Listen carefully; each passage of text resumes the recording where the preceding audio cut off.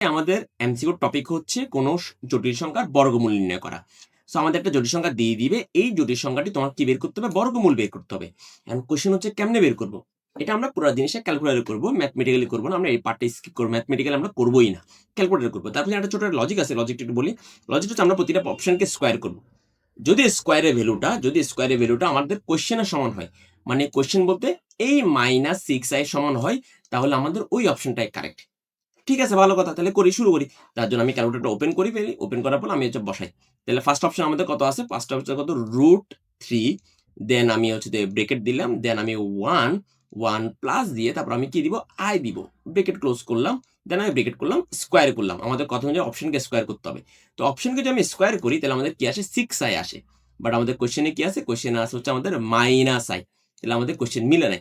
তাহলে আমাদের এই অপশন আনসার হচ্ছে না। তাহলে আমরা যে আরেকটা অপশন ট্রাই করি। আরেকটা অপশন বলতে আমরা হচ্ছে ধরেন গরু নাম্বারটা ট্রাই করি, গরু।